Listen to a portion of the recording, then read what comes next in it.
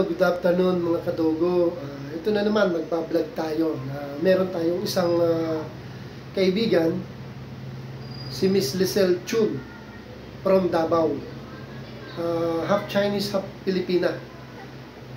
So, nagtanong siya sa akin kasi at age of 17 pa lang daw siya.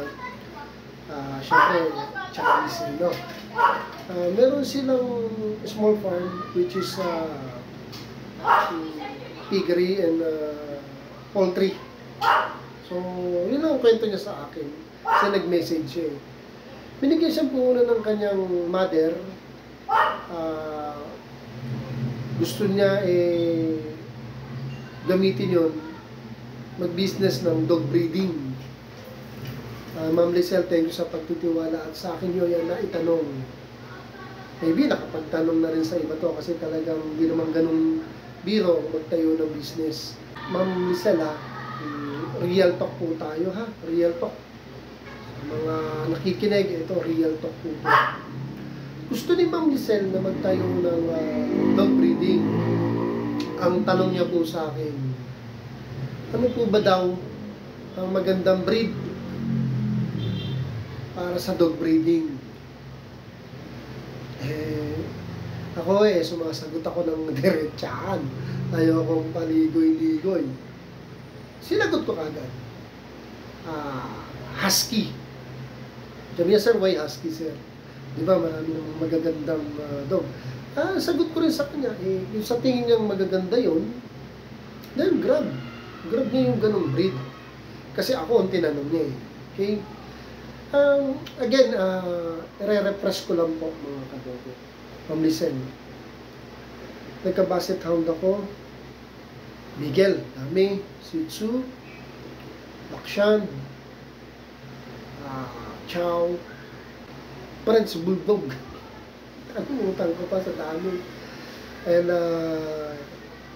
Labrador, Golden, ano pa ba ang naging alaga akong aso? Ano pa ba? Yun, Rottweiler. Okay? Sa dami ko pong naalagaan, nag-stick po ako sa Husky. Sa mga kaibigan ko pong breeder din, nagtanong sila bakit Husky. Sinagot ko rin talaga Husky. Well, ang daming magagandang breed talaga. Talagang gusto mo mahal, mag-import ka pa. Di ba? Nasa sa inyo naman yan. Kasi ang tanong sa akin ni Ma'am Lizelle, ano ba ang magandang breed na hindi naman sobrang expensive at hindi ganun kahirap ibenta. Of course, pag sinabi natin hindi ganun kahirap ibenta, doon tayo sa hindi sobrang expensive. Unless kung marami tayong connection na can afford bumili ng mga mamahaling aso. So, andito ko, Ma'am Lizelle, pinayo ko Husky kasi Husky po, ganito po. Dati may vlog na rin ako nito eh. Sa dami kong naging alaga, Husky po ang iniwan ko. Kasi sa Husky, Ma'am Lizelle, if notice natin,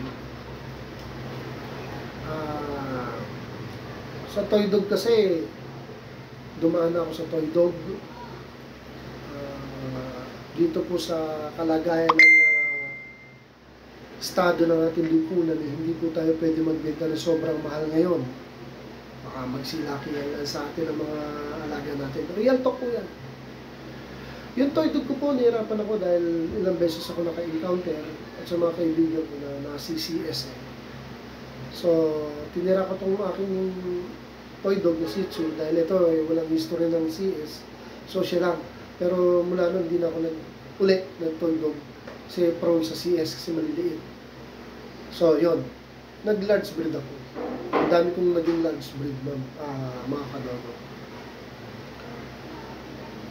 Sa nakita ko kasi, ang gandang i-market ng Husky, especially sa iyo, Ma'am Lizelle. Unang-una Husky, ang babait. Maraming mababait. Dito lang tayo sa Husky, ma'am, kasi yun po yung ini-endorse ko. Kung ako isang tatay, nanay, magre-regalo sa anak kong bata, napaka-imposible kung magregalo ako ng mga alam natin dominant breed. Hindi na po ako magme-mention kung ano yun. So marami ring magaganda, di ba? Example, retriever, mababait yan. Pero bakit ko po pinili mag-stay sa husky?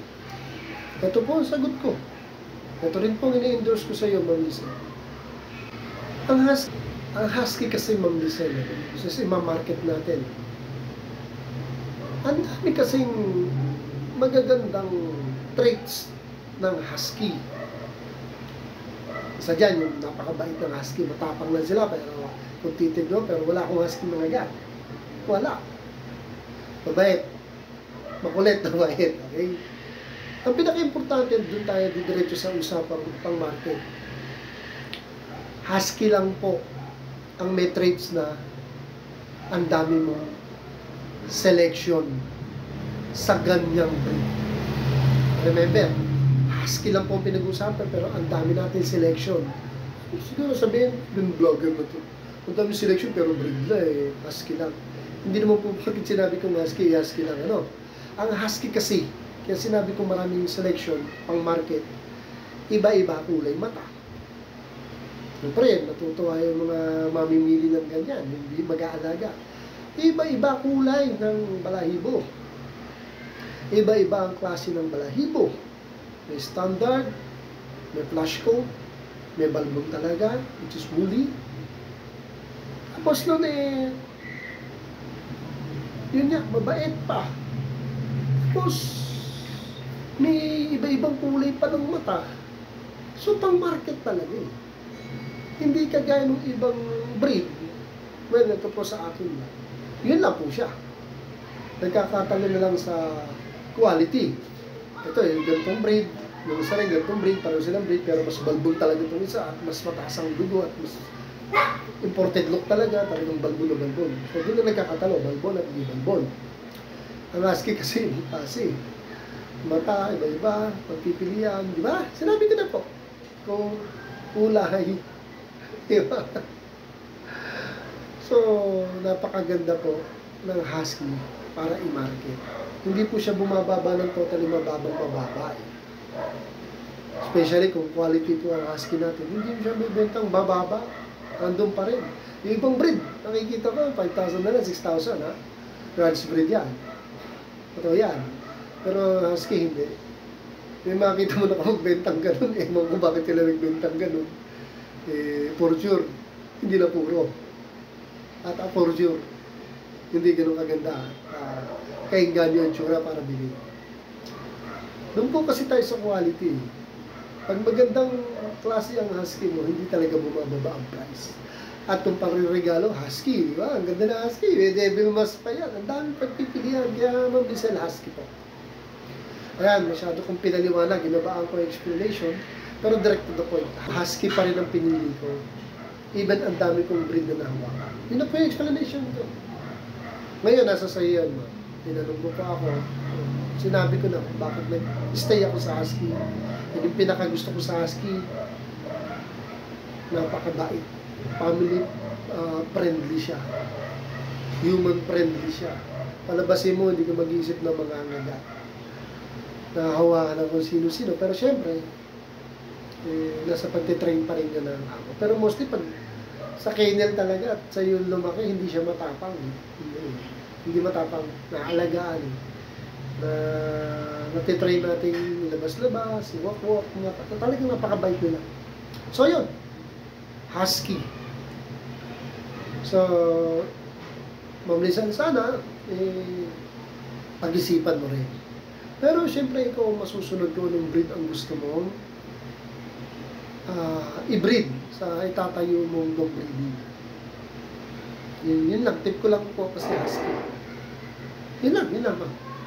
So ma'am, sobrang salamat sa message mo sa akin para itanong yan. From Davao City to si ma'am. And napakabatang magiging dog breeder nito. Pero aalalayan to siyempre ng mga parents yan. Parents yan nagbibigay ng puhunan.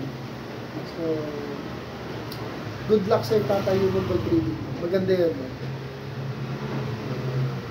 Kung dog lover ka, nag-enjoy ka na, kumikita ka pa, tapos gusto mo pa yung ginagawa mo. Diba? Diba pag dog breeding? So yun, Ma'am Lisela, yun ang payo ko na lang. Direct to the point, husky. So dito na lang muna mga kadogo.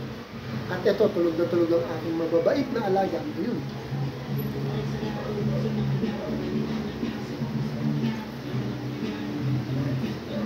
Buti hindi nagigising. Na medyo hindi ako ganun magsalita. So again, thank you Ma'am Lisela sa pagtatanong ninyo. At ako'y willing naman ako sumagot sa mga gusto magtanong. So gusto ko po yun. Thank you po sa panonood ninyo at pag-subscribe sa lahat ng subscriber ko, mga friend ko, and group members. Thank you sa inyo. Dito na lang po muna. Till next vlog. God bless. Thank you for watching.